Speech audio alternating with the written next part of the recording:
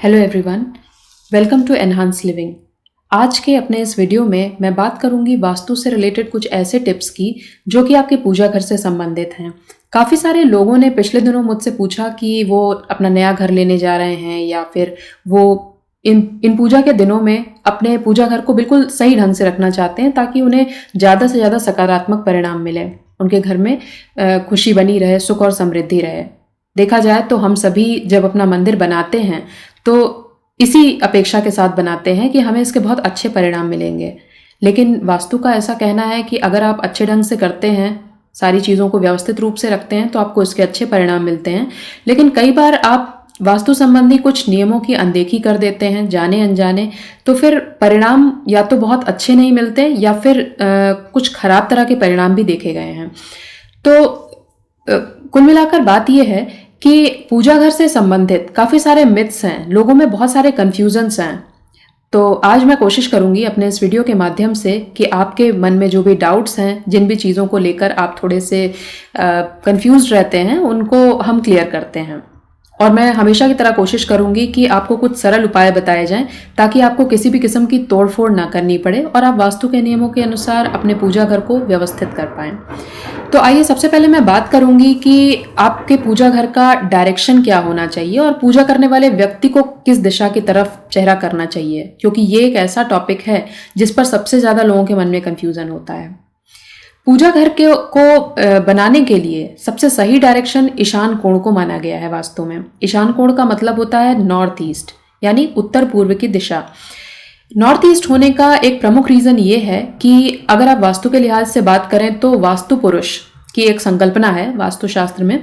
वास्तु पुरुष का सर जो होता है वो होता है नॉर्थ ईस्ट के डायरेक्शन में, तो वो दिशा पूजा घर बनाने के लिए सबसे अच्छी मानी जाती है। इसके अलावा एक वजह ये भी है कि नॉर्थ ईस्ट डायरेक्शन जो है वो बृहस्पति देव की दिशा मानी जाती है, जो कि सकारात्मकता बढ़ाते हैं। तो अगर आप एक सही जगह पर अपने पूजा घर को स्थापित करते हैं तो आपको इसके अच्छे परिणाम देखने को मिलेंगे। कई बार ऐसा होता है कि लोग ये कहते हैं कि हम नॉर्थ ईस्ट की दिशा में तो अपना पूजा घर रख ही नहीं सकते हैं, हमारी व्यवस्था ऐसी है ही नहीं। तो आपको इसके लिए परेशान होने की ज़रूरत नहीं है। आप उत्तर की तरफ रख सकते हैं, आप पूर्व की तरफ रख सकते हैं, आप उत्तर पूर्व की तरफ रख सकते हैं। ये सभी दिशाएं अच्छी हैं। आपको सिर्फ एक दिशा को अवॉइड करना है, वो है दक्षिण दिशा, यानी आपका साउथ का कॉर्नर। साउथ की तरफ इसलिए नहीं रखते हैं क्योंकि साउथ को वास्तु के हिसाब से यम की दिशा माना जाता है और ये कहते हैं कि उस तरफ से नेगेटिव एनर्जीज आती हैं। तो वहाँ वो एक ऐसा डायरेक्शन होता है जहाँ पर पूजा घर को रखना सबसे ज़्यादा गलत माना जाता है। खास तौर पे अगर आपने अपने मंदिर को इस तरह से रखा हुआ है कि आप पूजा करते वक्त साउथ को फेस करते हैं, यानी आप दक्षिण दिशा की तरफ देखते हैं, तो काफ़ी सारे खराब परिणाम देखे गए हैं। जैसे घर के लोगों के बीच कलह बढ़ती है या फिर स्वास्थ्य संबंधी परेशानियां होने लगती हैं, धन की हानि होने लगती है। इसलिए वास्तु की आप माने तो आप कोई भी दिशा फॉलो कर सकते हैं। नॉर्थ ईस्ट सबसे अच्छी है, लेकिन साउथ की दिशा को आप हमेशा अवॉइड करिए। लोगों को अक्सर कंफ्यूजन होता है कि हम मंदिर की फेसिंग क्या होनी चाहिए और पूजा करने वाले व्यक्ति की फेसिंग क्या होनी चाहिए। तो आप अगर बहुत कंफ्यूज होते हो तो आप एक सिंपल नियम अपनाइए कि आप अपने मंदिर को इस तरह से रखिए कि वो ईस्ट को फेस करता हुआ हो, यानी पूर्व की तरफ से सूर्य की किरणें उस पर आती हों। इसका एक वैज्ञानिक महत्व भी है। हम सभी ये जानते हैं कि सूर्य की किरणों में ये क्षमता होती है कि वो जर्म्स को मार देती है, वो बैक्टीरिया को ख़त्म करती है।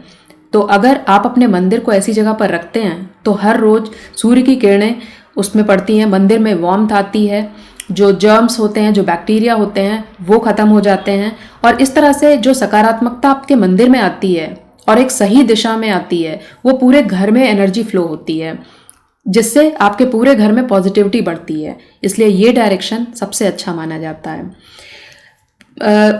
कई बार लोग समझ नहीं पाते हैं कि हम कैसे व्यवस्थित करें।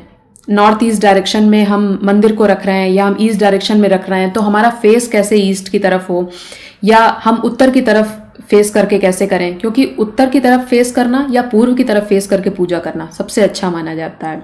तो ये एक बेसिक कन्फ्यूज़न है जो मैंने काफ़ी सारे लोगों में देखा है। तो आपको पूजा का एक बहुत साधारण सा नियम बताना चाहूँगी जो आपने देखा ज़रूर है लेकिन शायद कभी इस बारे में सोचा नहीं होगा। जब आप अपने घर में कोई भी पूजा कराते हैं तो आप जरूर देखते होंगे कि पंडित कभी ईश्वर के ठीक सामने बैठकर पूजा नहीं करते हैं। वो दाएं या बाएं साइड बैठ करके पूजा करते हैं, जैसा उनके लिए अप्रोप्रिएट हो। तो इस तरह से अगर आप फॉलो करते हैं तो आपको कोई दिक्कत नहीं आएगी। दिशा के लिहाज से आपका मंदिर बिल्कुल ठीक होगा।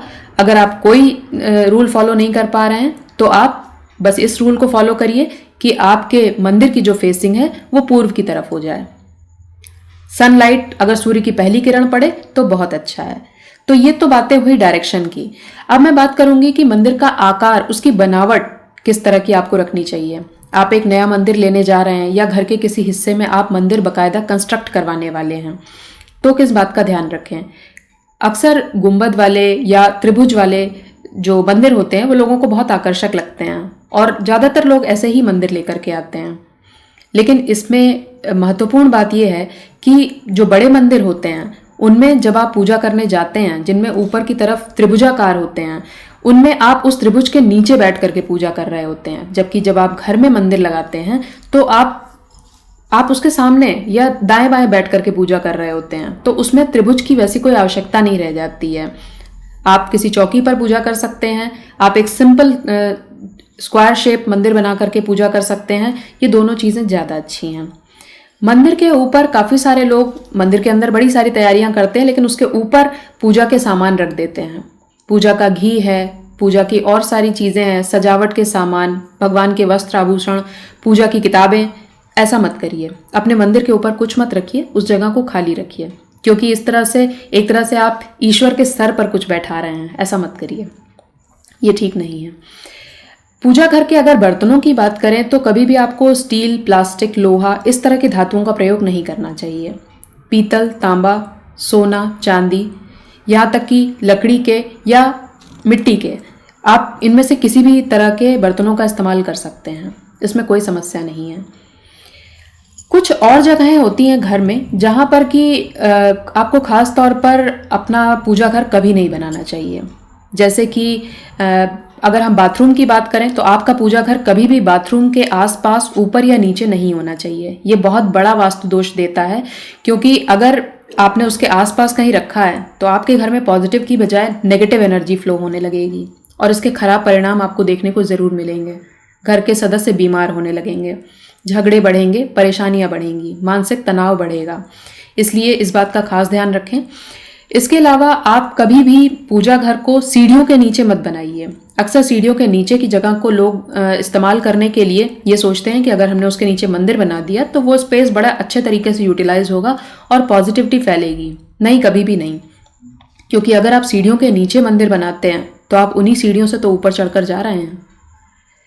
जूते चप्पल पहनकर आप ऊपर चढ़ के जा रहे हैं, तो किसी भी तरह से सीढ़ियों के नीचे ये बनाना ठीक नहीं है। अगर बेडरूम की बात करूं तो बेडरूम में तो पूरी तरह से अवॉइडेबल है। बेडरूम में आप कभी भी अपना मंदिर मत बनाइए। कुछ लोग किचन में अपना मंदिर बना देते हैं और इसको लेकर के दो तरह के मत हैं। कुछ लोग कहते हैं कि बनाइए और कुछ लोग कहते हैं मत बनाइए। अगर आपके पास कोई ऑप्शन है तो आप मत बनाइए, लेकिन अगर आपको लगता है कि आपके पास कोई दूसरी जगह नहीं है रखने के लिए तो भी मंदिर को आप सिंक से या गंदे बर्तनों वाली जगह से बहुत दूर रखिए। कोई ऐसा कोना तलाश करिए जहां पर कि गंदगी बिल्कुल ना हो। और कई लोग जिनका घर काफ़ी बड़ा होता है या जॉइंट फैमिलीज होती है तो वो कई बार 2 मंदिर बना लेते हैं। आपको ये नहीं करना है। 2 मंदिर बंटवारे का प्रतीक होते हैं। आप एक मंदिर बनाइए और वहीं पूजा करिए। घर के सभी लोग पूजा करें वहीं पर। ये घर की एकता को बढ़ाता है। तो मंदिर कभी भी 2 मत बनाइए, चाहे आपका घर कितना भी बड़ा हो। ईश्वर को एक ही जगह रखिए। मंदिर को बार बार उसकी जगह नहीं बदलनी चाहिए। आप एक जगह बनाइए, स्थापित करिए, क्योंकि जिस जगह आप पूजा करते हैं वहाँ आप एक किस्म की एनर्जी को प्रोड्यूस कर रहे होते हैं और वही एनर्जी आपके पूरे घर में सर्कुलेट होती है। जब आप मंदिर में मूर्तियाँ रखते हैं तो उन्हें कभी भी दीवार से या मंदिर की पिछली दीवार से सटा करके मत रखिए। कम से कम 6 इंच या जितनी भी दूरी आपके लिए संभव हो उतना आप कर दीजिए। कभी बहुत क्लटर मत बनाइए, ढेर सारी मूर्तियाँ मत रखिए। इन सभी बातों का आप ध्यान रखिए। आप अगर बेसमेंट में बनाने का सोच रहे हैं या फिर स्टोर रूम में भी मंदिर बनाने का सोच रहे हैं तो मत करिए, क्योंकि काफ़ी सारे लोग स्टोर रूम को बड़ा उपयुक्त स्थान मानते हैं मंदिर के लिए, लेकिन ये सही नहीं है। स्टोर रूम में मत बनाइए। इस तरह से आप वास्तु संबंधी कुछ नियमों का पालन करके उसके बहुत बेहतर रिजल्ट पा सकते हैं। एक बात और, कई बार लोग कुछ पशु पक्षियों की मूर्ति या फोटो भी लगा लेते हैं शो पीस के तौर पर या डेकोरेटिव आइटम के तौर पर। तो आपको अपने पूजा घर के आसपास ये चीज़ें नहीं रखनी है।